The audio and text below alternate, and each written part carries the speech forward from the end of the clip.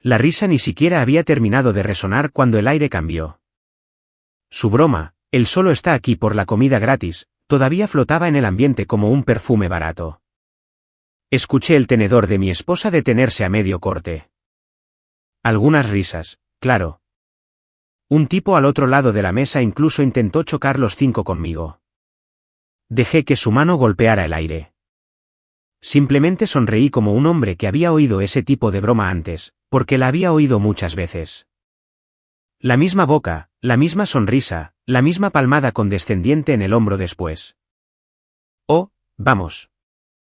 Es solo una broma. Entonces se acercó el hombre del traje negro. Un tipo mayor, pelo peinado hacia atrás, lino planchado. Paulo, lo conocía desde hacía más de una década. Señor Langston, dijo con una pequeña inclinación de cabeza. Su acento siempre hacía que mi nombre sonara como algo caro. Su mesa de siempre está preparada. ¿Desea que lo traslade allí? Se podría haber oído caer un grano de risotto. El tenedor de mi esposa quedó suspendido en el aire. Sus ojos recorrieron la mesa, buscando a alguien más. A cualquiera que pudiera explicar qué demonios acababa de pasar.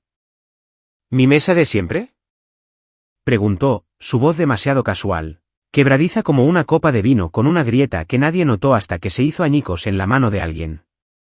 Paulo la miró brevemente, y luego a mí de nuevo. Como desee, señor. Está lista de cualquier manera. Incliné ligeramente la cabeza. Nos quedaremos por ahora, Paulo. Gracias. Él asintió y se alejó, dejando tras de sí un silencio atónito y el más leve aroma a aceite de trufa. Fue entonces cuando empezaron las preguntas. No de ella, por supuesto. Estaba demasiado ocupada parpadeando como si alguien la hubiera abofeteado sin tocarle la piel. Fue su nuevo jefe, el tipo de los dientes perfectos y un Rolex que miraba con demasiada frecuencia. Espere, dijo lentamente. ¿Es usted? ¿Es usted el Langston de la renovación de Donatelli? Pensé que era espere, ¿es usted ese Langston? Bebí un sorbo de mi vino antes de responder. Soy uno de los primeros inversores, dije como si nada, solo ayudé durante una mala racha. Paulo y yo nos conocemos desde hace tiempo. No fue una fanfarronería. Fue un golpecito en el cristal antes de que las grietas comenzaran a extenderse. Su mano, noté, se había detenido por completo. Su sonrisa se congeló, pero sus ojos empezaron a gritar antes que su boca. Verás, ella siempre había pensado en mí como música de fondo. Agradable, predecible, olvidable. El tipo que sostenía la cámara en los retiros de la empresa, el hombre que la dejaba en galas benéficas y esperaba en el coche. Pero esa noche, la música sonaba más fuerte. No creerían cuántos de ustedes ven estas historias sin darle a suscribirse. En serio, más del 90%. Y cada suscripción ayuda al equipo a crear más momentos como este. Así que, si estás aquí disfrutando del desenlace, presiona ese botón. Significa más de lo que piensas. De vuelta en la mesa, su asistente, joven, aguda, quirúrgicamente arreglada, se inclinó y dijo, no tenía ni idea de que su marido estuviera conectado con los Donatelli. Ella no respondió, solo alcanzó su vino como si quisiera desaparecer dentro de la copa. Alguien más preguntó cuánto tiempo hacía que conocía a Paulo. Unos 11 años, dije. Lo suficiente como para saber qué platos no están en el menú. Y, como si fuera la señal, el camarero regresó. No con el plato principal que todos los demás habían pedido, sino con un plato de venado sellado y risotto de ajo negro. Especialidad del chef, dijo, colocándolo frente a mí. Dijo que usted preferiría esto. Fue entonces cuando su colega de enfrente susurró, realmente tienes una mesa de siempre, ¿eh? Otro dijo, pensé que ese plato lo habían retirado el año pasado. No necesité responder. Simplemente corté el venado, lenta y precisamente. Su jefe me observaba. Su gerente subalterno la observaba a ella. Y mi esposa, mi ambiciosa y cuidadosamente curada esposa, intentó reincorporarse a la conversación preguntándole a alguien sobre el gasto publicitario trimestral como si nada hubiera pasado. como si no acabara de perder el control de toda la narrativa. No funcionó. Ahora la veían de otra manera. Me veían a mí, y se preguntaban qué más no les habían contado. El silencio no se rompió. Se hizo más denso. Uno de los miembros de su equipo intentó cambiar de tema, murmurando algo sobre planes de esquí o paneles de análisis, pero nadie picó el anzuelo. El aire había cambiado. Ya nadie la miraba a ella. No como antes. Todos esos meses que pasó curando su imagen, los blazers elegantes, el andar decidido, las interminables y sutiles insinuaciones sobre cómo lo gestionaba todo ella sola, de repente empezaron a parecer puro teatro. Su jefe, el mismo que minutos antes había hecho un brindis sobre el verdadero liderazgo, ahora alternaba la mirada entre ella y yo como si le acabaran de entregar un archivo marcado como confidencial, que nadie le había dicho que existía. Se inclinó, menos pulido ahora. Así que usted es el inversor inicial, ¿eh? El grupo Donatelli tuvo una buena recuperación después de los incendios. En parte fue cosa mía, dije. Ayudé a conseguir a los arquitectos adecuados. Mantuve las luces encendidas cuando los antiguos socios querían liquidar. Mi esposa finalmente habló. Espera, ¿nunca me contaste nada de esto? Me encogí de hombros. Dijiste que no querías hablar de mis negocios secundarios. Dijiste que te aburría. Ella rió demasiado fuerte, de forma forzada. Bueno, ahora tengo curiosidad. ¿Qué más no sé? La miré con cara de póker. ¿Cuánto dura la cena? Algunas personas rieron. No del tipo, ja, ja. Sino de esa que se escapa cuando nadie sabe qué más decir. Su jefe hizo girar el vino en su copa y le dirigió una mirada curiosa. Nunca mencionaste que tu marido estuviera involucrado en la hostelería a este nivel. Ella sonrió tensamente. No lo está. Quiero decir, invierte, pero no es lo suyo. Él asintió lentamente. Aún así, es impresionante. Mi hermano intentó entrar en la reapertura de Donatelli, pero dijo que el círculo fundador estaba completamente cerrado. Ella tomó aire, lista para desviar el tema, pero otro colega habló. Este era más joven, agudo, un poco demasiado ansioso. Langston, ¿está usted en la junta de la organización sin ánimo de lucro que hizo la restauración de Little Italy? Me pareció ver su nombre en el informe. Asentí una vez. Todavía lo estoy. Mi esposa parpadeó de nuevo. Podía verlo detrás de sus ojos, haciendo los cálculos, tratando de recordar cuántas conversaciones había ignorado, cuántos comentarios casuales había descartado como si yo solo estuviera, probando suerte. En su mente, yo era el tipo que arreglaba el triturador de basura, que hacía unos huevos revueltos decentes, que compraba regalos que ella sutilmente devolvía. Nunca había preguntado por qué siempre le daba propina en efectivo al aparcacoches, o por qué ciertos nombres que se mencionaban en conversaciones tenían un peso silencioso. Yo era su fondo doméstico, no un jugador en su foco profesional. Hasta ahora. Bueno, de todos modos, canturreó, dando una palmada demasiado fuerte. ¿Alguien ha visto la presentación del tercer trimestre que preparó Mía? Es increíble. Le siguieron la corriente. Algunos asentimientos, una risa, pero ya nadie se inclinaba para escucharla. La jerarquía en esa mesa acababa de reescribirse, y ella ya no estaba en la cima. Lo intentó de nuevo, esta vez elogiando la campaña de alguien. Otro asentimiento cortés, pero el impulso la había abandonado. La conversación seguía volviendo hacia mí. ¿Cuánto tiempo hacía que conocía a Paulo? ¿Cuánto había invertido en el rescate de Donatelli? ¿Asesoraba a otros locales? Cada respuesta caía como una piedra, agrietando su pulido cristal. Ella sonrió durante todo el proceso, asintiendo, riendo. Pero conozco esa sonrisa. Es la misma que usó cuando su asistente le derramó un espresso en la blusa antes de una llamada con la junta directiva. Blanca, blanquísima, ocultando los dientes apretados. Se dio cuenta cuando llegó el postre. Me trajeron el especial de nuevo, sin preguntar. Un tiramisú suave con higos caramelizados. No estaba en el menú. Se quedó mirándolo, y luego a mí. ¿Vienes aquí tan a menudo? Limpié la cuchara con una servilleta de lino. Solo cuando quiero que me recuerden. No tocó su postre. Allí, en un restaurante donde pensaba que sería la reina de la noche, su trono se había desvanecido. Ya no era la protagonista, solo una mujer en una mesa con un hombre al que nunca se había molestado en conocer de verdad. Y ahora, la gente a la que quería impresionar también empezaba a notarlo. Ya se estaba quitando los tacones cuando empezó. ¿Por qué no me dijiste que eras dueño de parte de ese lugar? La frase golpeó la pared antes de que la puerta de entrada se cerrara detrás de ella. Entré en la cocina sin responder, me aflojé el cuello de la camisa y me serví un bourbon. No una de las botellas que a ella le gustaba exhibir para los invitados. Una del armario que nunca abría. Un raídelote pequeño de una destilería en Kentucky que nunca visitó, aunque la invité una vez. Nunca preguntaste, dije, mirando el vaso como si tuviera una explicación mejor que la mía. Ella soltó una burla. Aguda, teatral. Eso es manipulador. Te sentaste allí como un hombre misterioso mientras yo quedaba como una idiota. Me di la vuelta. No, me senté allí como tu marido. Simplemente olvidaste quién era yo. Parpadeó, sorprendida por la calma en mi voz.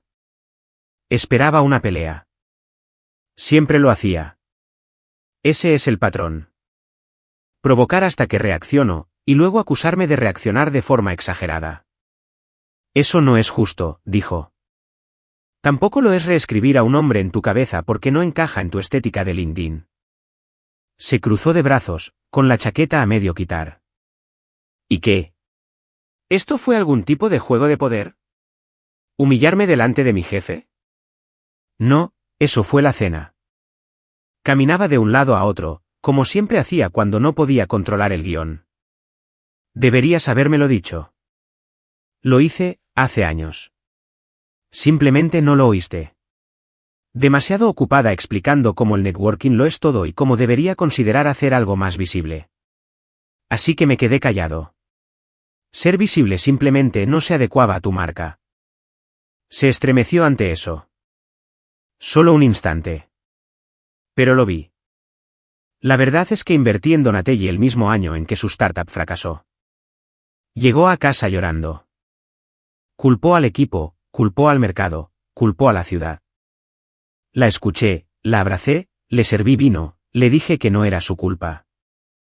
Luego, a la mañana siguiente, salí y firmé un cheque para salvar un restaurante que amaba, uno que estaba a 2 semanas de la bancarrota. Pasé noches al teléfono con el arquitecto, fines de semana dibujando planos en servilletas con Paulo, negociando contratos con proveedores, incluso presionando al ayuntamiento para obtener permisos de aparcamiento. Pero esa parte de mi vida nunca llegó a su carrete de mejores momentos. Le decía a la gente que yo incursionaba en negocios de hostelería, como si vendiera churros en un food truck. Tierno, insignificante. ¿Sabes cómo se vio eso? Dijo, finalmente deteniéndose. Como si ni siquiera conociera a mi propio marido. Como si yo hubiera construido todo esto y tú solo estuvieras al acecho. Levanté una ceja. ¿Al acecho? Bien, presente. Silenciosamente, socavándome. Me reí entre dientes, no porque fuera divertido, sino porque era absurdo. ¿Crees que te socavé? Dejaste que creyeran que yo no sabía nada. Tú no tenías ni idea sobre mí. Y ahí estaba. Odiaba eso más que nada. No el ángulo de los negocios, no las miradas incómodas, sino el hecho de que yo tuviera capas que ella nunca se molestó en descubrir. Apoyé tu ascenso, dije. Aparecí cuando me lo pediste. Sonreí cuando necesitabas un accesorio. Pero lo de esta noche no se trataba de mí. Se trataba de que te vieras forzada a ver la versión de mí que no orbitaba a tu alrededor. No respondió de inmediato. Se acercó a la isla de la cocina, cogió su teléfono y lo volvió a dejar. Solo desearía no haberme llevado esta sorpresa, murmuró. Me recliné. Yo también. Pero llevo años llevándome sorpresas. Simplemente me acostumbré a sonreír para superarlas. Me miró fijamente. Realmente me miró, como si estuviera tratando de leer un libro antiguo que nunca se había molestado en abrir. ¿Qué más no sé? Preguntó, esta vez no con sarcasmo. No con hostilidad, solo con vacío. Tomé otro sorbo y dije, lo suficiente como para recordarte que no nací para ser tu comparsa. Se dio la vuelta, caminó por el pasillo y cerró la puerta del dormitorio sin decir una palabra más. Durante años, había sido el hombre detrás de su telón. Silencioso, estable, constante. Esa noche, el telón se movió, y no le gustó la corriente de aire. Leyó el mensaje 3 veces antes de bloquear el teléfono y lanzarlo boca abajo sobre la consola. Una frase, eso fue todo lo que se necesitó para dispararle la presión arterial y arruinarle su late de almendras. No conocía a tu marido. ¿Era ese Langston? Guau.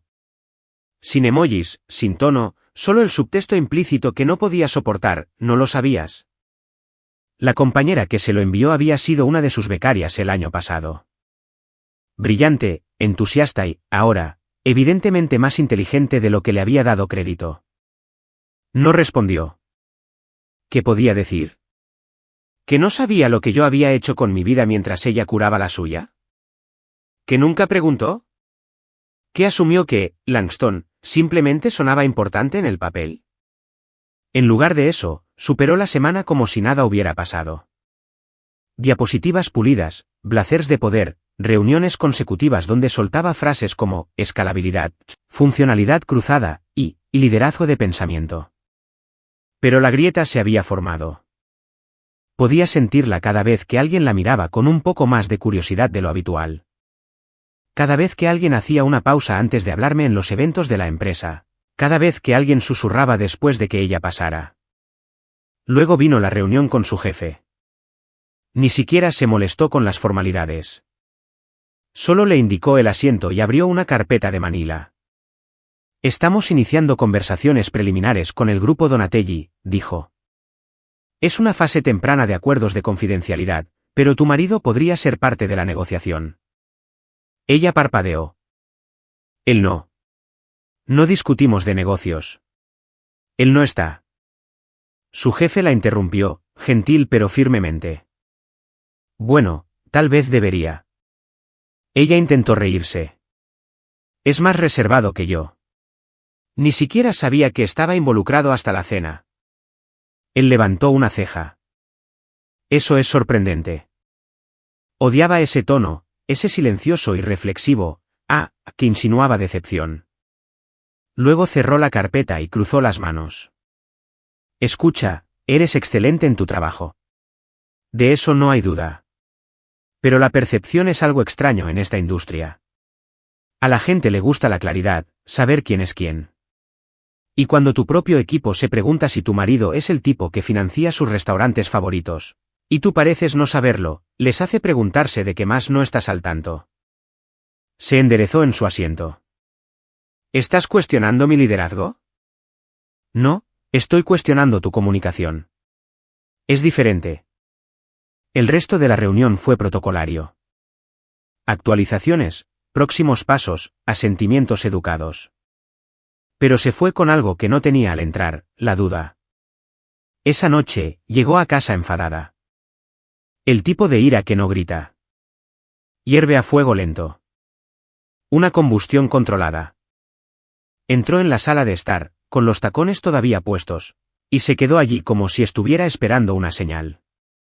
Podrías haberme avisado. Levanté la vista de mi libro. ¿Sobre qué? ¿Donatelli? ¿La fusión? ¿La junta directiva? Marqué la página. No pensé que estuvieras interesada en ese lado de mi vida. Entrecerró los ojos. No seas engreído. No lo soy. Estoy siendo coherente. Caminaba de un lado a otro, con los brazos cruzados. ¿Sabes cómo se ve esto? Como si ni siquiera supiera con quién estoy casada. ¿Y tú lo sabes? Pregunté. Se detuvo. ¿Qué se supone que significa eso?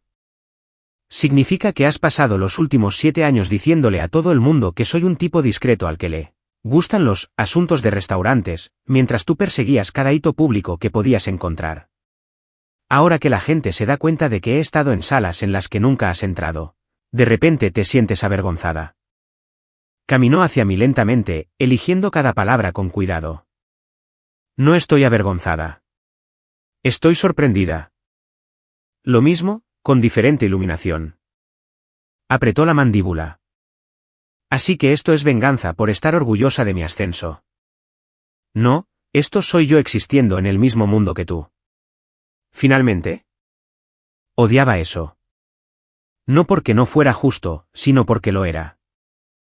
Durante años, había elaborado una narrativa, ejecutiva en ascenso, marido comprensivo pero olvidable, una vida que parecía perfecta desde un cierto ángulo. Y yo se lo había permitido. Me senté en mesas de gala como él, +1. Me ofrecía tomar fotos en las cenas de su equipo, esperé en el coche durante las ceremonias de premios. Pagué para patrocinar anónimamente.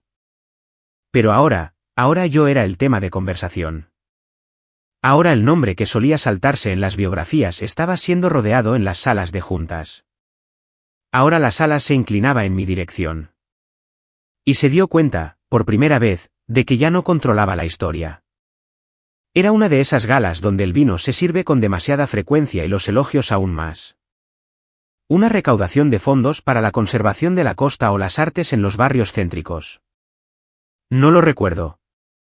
Su nombre estaba en el folleto del evento, en algún lugar entre copresidenta del comité y visionaria del marketing.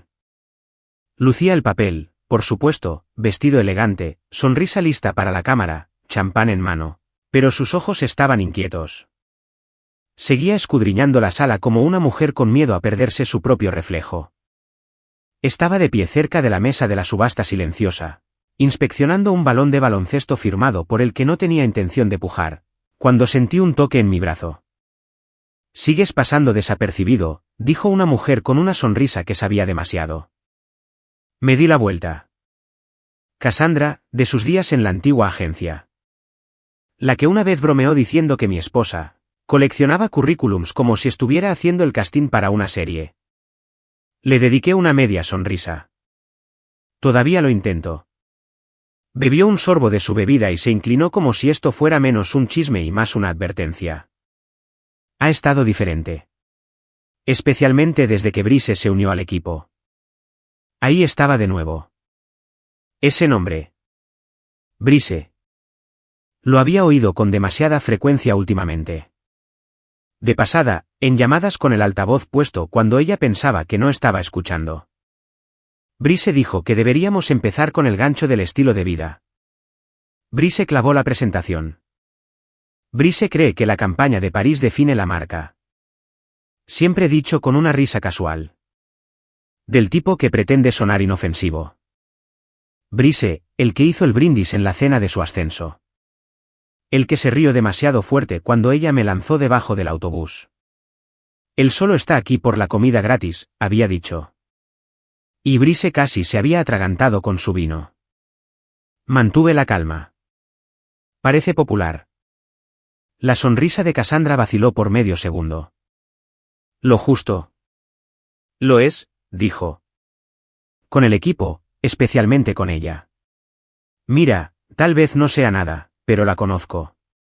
La forma en que habla de él, solía ser la forma en que hablaba de ti, cuando tu nombre todavía venía con destellos en su voz. Levantó su copa. De todos modos, tal vez me equivoque, pero cuando el brillo se desvanece, la gente busca nuevos espejos. Luego se alejó, dejando su perfume y esa frase suspendidos en el aire como una bengala de advertencia. No reaccioné, no la confronté. Simplemente observé a mi esposa al otro lado de la sala, riendo demasiado fuerte con la mano en el hombro de Brice, inclinándose un poco demasiado cerca.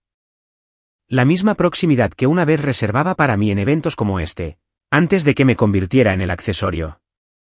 Algo dentro de mí se enfrió. No con rabia. Todavía no. Solo quietud. Un cambio silencioso, como un ascensor descendiendo un poco demasiado rápido. Empecé a repasar las cosas. Los mensajes de texto nocturnos cuya pantalla giraba cuando yo entraba. Los cambios de planes de última hora, el nuevo perfume que, según ella, usaba para tener confianza. La forma en que dejó de besarme de despedida por las mañanas, sutil al principio, luego rutinario. Y Brice, siempre en la periferia, en las historias, en el fondo de las fotos de la empresa. El hombre que se mantenía lo suficientemente lejos para no ser sospechoso, pero siempre al alcance. No dije nada esa noche. Ni a ella, todavía no. En cambio, comencé a escuchar más atentamente. Su oficina se había mudado a una de las propiedades que alquilaba a una agencia boutique. Dijo que era temporal, más barato, conveniente. Lo que no sabía era que el edificio tenía cámaras en los pasillos. Instaladas hacía años por motivos de seguro, intactas, nunca desactivadas. Fue entonces cuando la curiosidad se endureció hasta convertirse en intención. Había estado jugando al marido silencioso durante demasiado tiempo. El hombre que sonreía ante las pullas públicas y las exclusiones privadas. Pero ahora no solo estaba observando. Estaba esperando a ver cuán profundas eran las grietas. ¿Y quién más tenía las manos en el martillo? No buscaba atraparla. No al principio. Comenzó como un destello, un momento de quietud durante un viaje a casa cuando su voz en la llamada por Bluetooth se suavizó un poco demasiado. No las palabras, esas eran corporativas, huecas, sino el tono. Era como solía sonar cuando hablaba conmigo antes de que me convirtiera en un mueble. Cálido, juguetón, controlado, pero con un trasfondo de coqueteo que no encajaba en una discusión sobre los ingresos trimestrales. Y entonces recordé el edificio, un espacio comercial de 3 plantas que compré en el 16 cuando el mercado bajó. Le había alquilado el segundo piso a su empresa hacía unos meses, después de que ella insistiera en que la ubicación era conveniente para su nuevo equipo. Lo llamó temporal, dijo que estaban en transición antes de mudarse a un espacio de verdad. Nunca preguntó quién era el dueño. Olvidó que más poseía yo, que más mantenía, que más veía. Las cámaras del pasillo no estaban allí para espiar. Se instalaron años atrás durante las renovaciones. Requisitos estándar del seguro. Una discretamente escondida sobre la escalera, otra frente al ascensor y una tercera en el pasillo principal que conducía a su oficina. Entré en el panel de seguridad tarde esa noche. Nada dramático, sin sospecha en mis dedos, solo quietud y una pregunta que no estaba listo para admitir que ya conocía la respuesta. El primer vídeo tenía una marca de tiempo de las 11:17 de la noche de un jueves.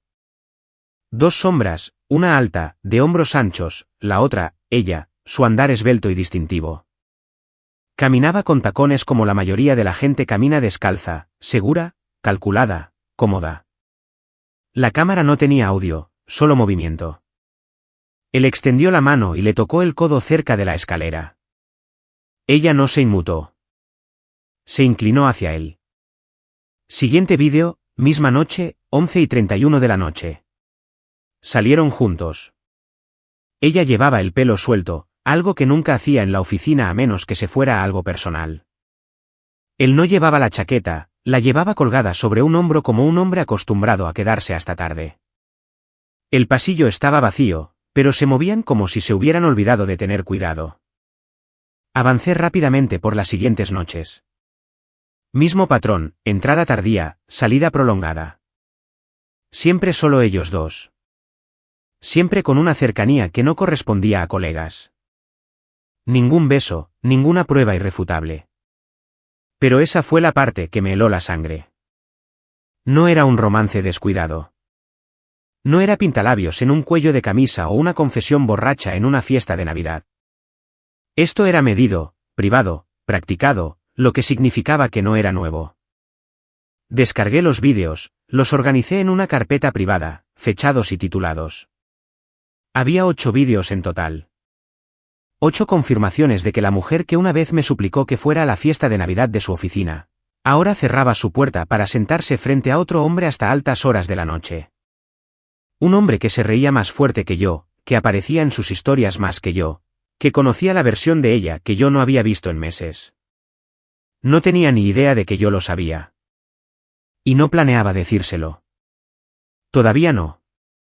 Guardé los archivos en una memoria USB, la etiqueté con un punto rojo. Sin título, solo la marca. La coloqué en la esquina trasera del cajón de mi escritorio. Ella pensaba que sabía todo lo que yo hacía, que solo me interesaban los restaurantes y las renovaciones. Le decía a la gente, también incursiona en bienes raíces, creo, como si coleccionara sellos. Pero yo no, incursiono. Yo documento. Y ahora esperaba, no para confrontar, no para suplicar, sino para decidir cómo se revelaría la verdad y quién estaría mirando cuando sucediera. Me besó en la mejilla antes de que entráramos. Ligero, habitual, actuado para el equipo que nos seguía. Como si todavía pudiera interpretar el papel de esposa adorable cuando le convenía a su imagen. Lo permití. Dejé que se deleitara en la ilusión de que tenía el control de esa noche, de que yo era el accesorio de nuevo, de que el foco de atención era suyo para manejarlo. Pensó que esta era su idea, una cena espontánea con su equipo en Donatellis, donde su marido, ahora más involucrado, podría finalmente mostrar su apoyo. Networking, lo llamó. Tender puentes entre círculos profesionales. No se dio cuenta de que yo había hecho la lista de invitados. No cuestionó por qué pedí específicamente el reservado del entresuelo. No se preguntó por qué Paulo personalmente nos abrió la puerta y me besó en ambas mejillas como si fuéramos familia. La observé en el momento en que vio la preparación. Orquídeas frescas, camareros privados, tarjetas de menú impresas con el nombre de cada invitado. Vinos que ni siquiera estaban en la lista, maridajes personalizados, todo. Su jefe estaba impresionado. Su asistente susurró, tu marido sabe cómo ser anfitrión. Incluso Brice sonrió, engreído, relajado. El tipo de hombre que asume que todos los demás están 3 movimientos por detrás. La cena fue impecable. Ella estaba radiante, demasiado segura de sí misma, elogiando platos que yo había elegido, riendo un poco demasiado fuerte de los chistes de Brice, colocando ocasionalmente una mano en su brazo como si nadie fuera a notarlo. Pero yo lo noté. Todos lo notaron. Me excusé justo antes del postre. Dije que necesitaba revisar algo con Paulo. Apenas levantó la vista, demasiado ocupada resumiendo las cifras de su campaña para el próximo trimestre. En el pasillo del personal, saqué mi teléfono. Un mensaje, pon el vídeo. Tomó menos de 1 minuto. Las luces se atenuaron ligeramente, lo suficiente como para indicar que algo venía, pero no lo suficiente como para causar preocupación. Entonces, la pared del fondo del reservado cobró vida. Una gran proyección, imágenes en blanco y negro, un pasillo reconocible. Nuestro edificio. Sin audio, marca de tiempo en la esquina. Se quedó congelada a media frase. Al principio, todos pensaron que era una demostración de seguridad, algún ejercicio de equipo. Pero luego aparecieron las figuras sombrías. 2 personas, tarde en la noche. Un hombre, alto, de hombros anchos. Una mujer. Silueta familiar, paso familiar. Luego la mano de Brice en la parte baja de su espalda. Ligera, persistente, íntima. Ella no se apartó. Se inclinó más cerca. Se reprodujo otro vídeo. Diferente día, mismo pasillo. Esta vez, su mano rozó la corbata de él. Sus labios cerca de su sien. Su boca se encontró con su mejilla. No en un saludo, sino en algo más lento, algo intencional. La sala quedó en silencio absoluto. Nadie se movió. Tenedores congelados en el aire, copas intactas. El proyector se apagó sin ceremonia. Silencio. Ella se quedó quieta, pálida, con la boca ligeramente abierta como una mujer que acaba de saltar de un acantilado y se da cuenta de que no hay suelo debajo. Los ojos de Brice se dirigieron a la salida. Regresé a mi asiento sin decir una palabra. Sin confrontación, sin acusaciones, solo presencia. Finalmente encontró su voz. Apenas. ¿Qué demonios es esto? Bebí un sorbo de mi vino. Un recordatorio de que las cámaras no son solo para la seguridad. A veces, son para la claridad. Miró alrededor de la mesa, pero nadie le sostuvo la mirada. Su jefe apartó su plato, con una expresión ilegible. Su asistente parecía físicamente enferma. Brice se aclaró la garganta, pero no dijo nada.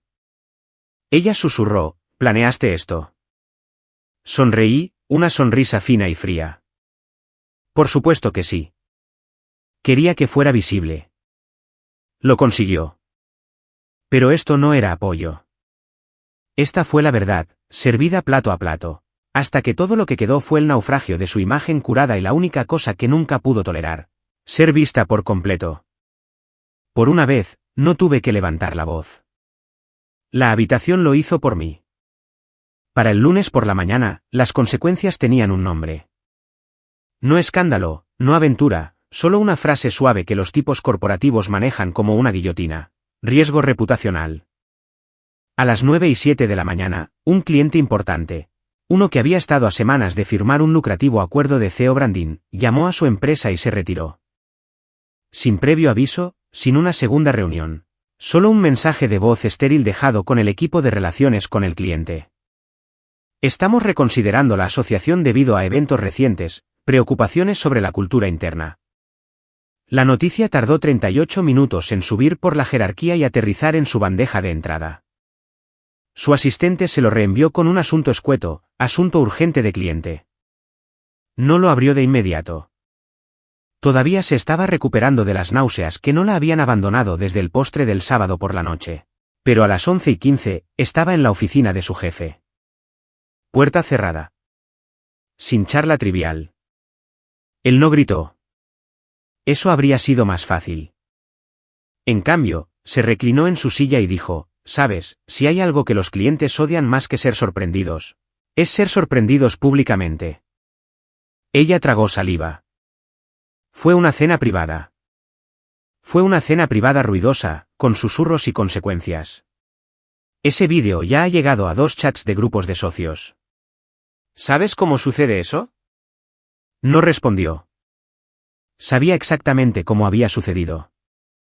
Él no mencionó la aventura. No era necesario. Esa no era la ofensa. La vergüenza sí lo era. Seguirás en las cuentas actuales, dijo, con voz plana. Pero pausemos cualquier avance en esa propuesta de ascenso de vicepresidenta a directora por ahora. Dejemos que las aguas se calmen. No era una sugerencia. Ese ascenso a directora ejecutiva de asociaciones de marca, el que le habían insinuado hacía solo unas semanas, el que estaba tan segura de que se finalizaría después del trimestre, se desvaneció. Puff. Salió de la oficina tratando de mantener la compostura, pero cada clic de sus tacones resonaba más fuerte de lo habitual. Los correos electrónicos dejaron de llegar con la misma urgencia. La gente la copiaba menos en los correos. Su asistente, que antes era pegajosa hasta el punto de la imitación, comenzó a mostrar deferencia a la vicepresidenta de estrategia, una mujer a la que solía llamar, insufriblemente segura. El aislamiento no llegó en una ola. Llegó en susurros, miradas, silencios en salas donde antes ella dominaba la conversación. En cuanto a Brice, fue transferido. El aviso fue breve, con efecto inmediato. Enviado desde Recursos Humanos. Hará la transición a una división regional en Phoenix, decía el correo electrónico. Le deseamos lo mejor. Sin fiesta de despedida, sin flores, sin mención en la reunión del lunes. Para el mediodía, ya se había ido. Ella no lo llamó, no le envió mensajes de texto, no preguntó por qué. Lo sabía. Y él también. En casa, no dije nada. Ella tampoco sacó el tema. Simplemente entró en silencio, dejó caer su bolso con demasiada fuerza en el banco y se quedó mirando el perchero como si tuviera respuestas. La observé desde el otro lado de la cocina. Se quedó allí un rato, inmóvil.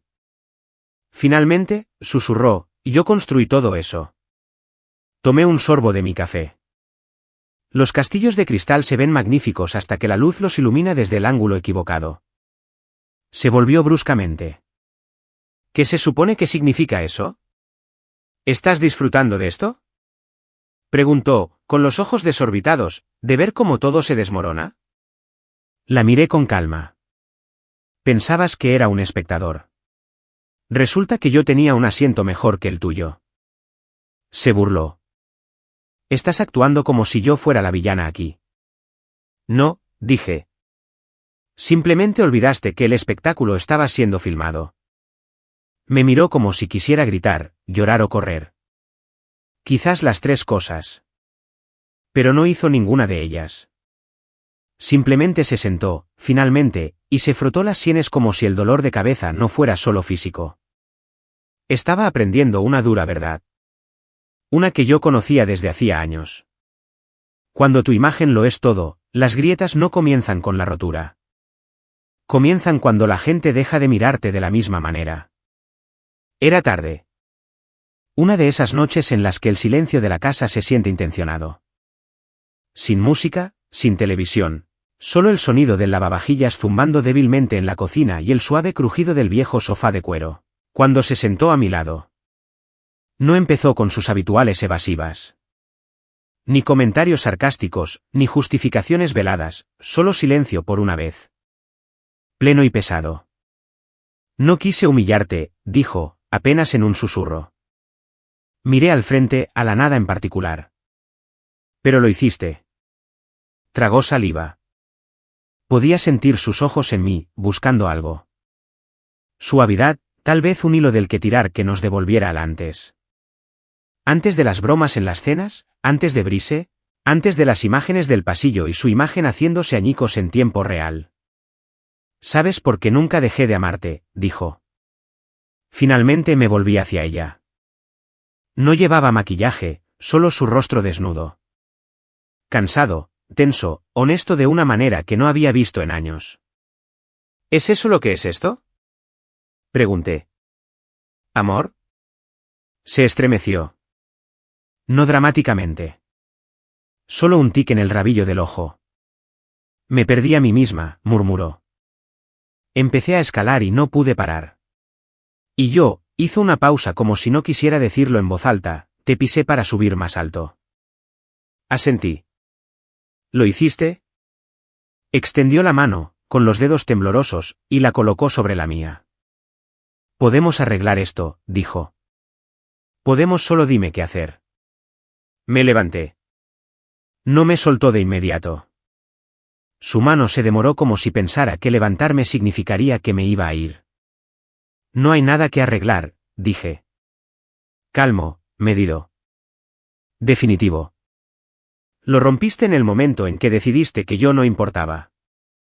Su voz se quebró. Tú importas más que nadie. Demasiado tarde. No era que hubiera dejado de amarla. Eso habría sido más fácil. Lo que murió no fue el amor. Fue la confianza. La creencia silenciosa de que ella me veía, me respetaba, me valoraba más allá de lo que podía aportar a su órbita social. Y cuando esa creencia se rompió, no se hizo añicos. Se disolvió lentamente, invisiblemente, hasta que no quedó nada a lo que aferrarse. Se levantó también, desesperada ahora. Por favor, podemos ir a terapia. Hacer un viaje.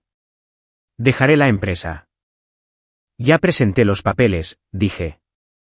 Su respiración se cortó. Hace 2 semanas, añadí. Sin fanfarria, sin comunicado de prensa, solo papeleo. Como todo lo demás que ignoraste hasta que apareció en una sala llena de testigos. Sus rodillas se doblaron ligeramente. Se volvió a sentar, aturdida. Ni siquiera me lo dijiste, susurró. ¿Por qué lo habría hecho? Dejaste de preguntar qué estaba haciendo hace mucho tiempo. La dejé allí, en la penumbra del salón, mirando al suelo como si pudiera darle un mapa de regreso a cualquier versión de mí que pensara que aún podía alcanzar. Pero no había mapa, ni reinicio, solo la realidad. No estaba siendo cruel. Simplemente, había terminado. Ella construyó un imperio sobre la imagen y asumió que yo siempre estaría contento como el hombre que estaba justo, fuera del encuadre. Nunca se dio cuenta cuando salí de él por completo. Era un miércoles, se pronosticaba lluvia, pero estaba lo suficientemente seco como para que el aparcacoches dejara los paraguas guardados detrás del podio.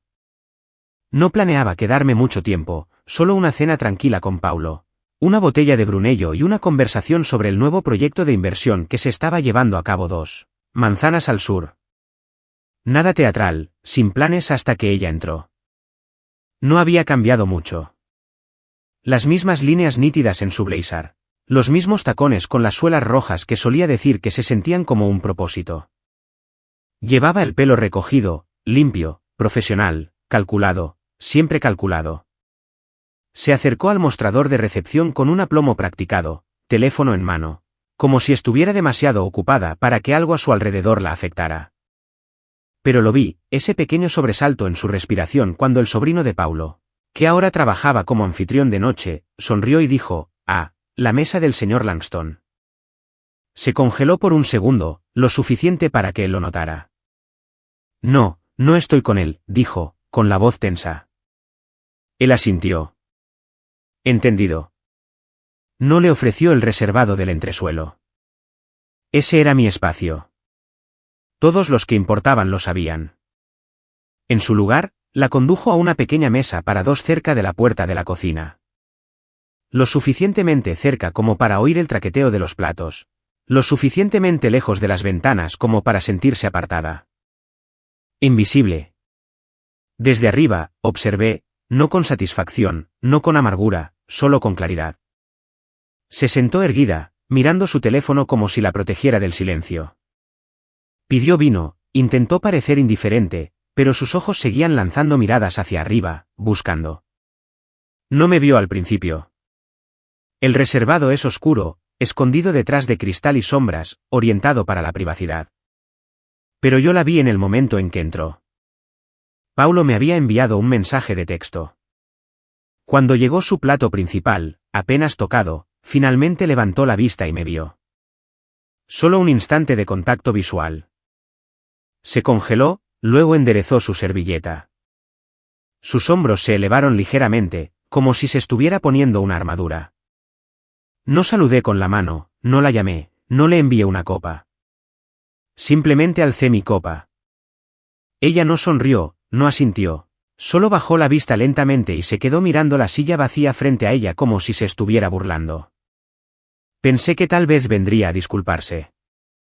Tal vez esperaba que yo me acercara, le ofreciera un asiento, le dijera que no era demasiado tarde. Pero este ya no era su escenario.